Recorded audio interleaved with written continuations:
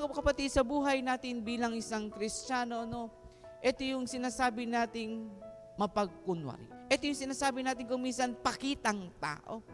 Hindi tayo naiba sa mga Pariseo kung minsan. Bakit? Marami tayo kung minsan alam, mahilig tayong mamuna, mahilig tayo manilip ng kamalian ng iba, pero yung sarili nating kadumihan, yung sarili nating kamalian, we cannot see it. Si Jesus ganun eh. Kung tutuusin, sasabihin natin, napuno na si Jesus.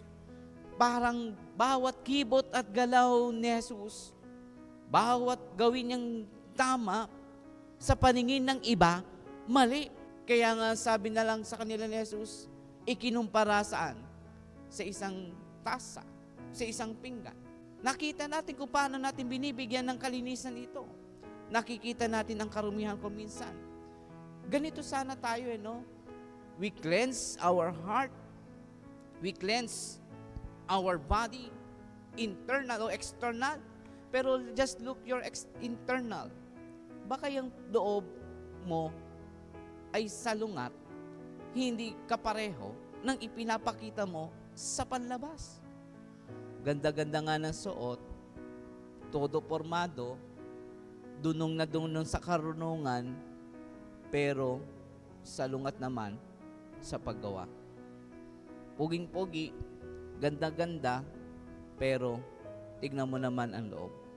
Baka yan ay naaagnas. Kaya nga mga kapatid, ito yung laging isinasabi sa atin ni Jesus, lalo sa Ebanghelyo. Huwag kayong magbaging pakitang tao. Kasi mas hirap, mas masakit, kung lagi na lamang maganda ang panlabas, pero yung kalooban mo, bulok na dahil sa kasalanan. Mga kapatid, remember, we are not a Pharisee. Hindi tayo mga Pariseo na nagdudunong-dunungan. Hindi tayo mga Pariseo na alam lagi ang batas.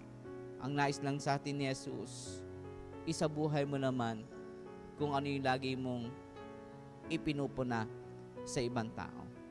Puna ka ng puna, pero yung sa sarili mo, hindi mo magawang punahin. Baka mamaya yung pinupuna mong tao, mas masahol pa ang ugali mo sa kanya.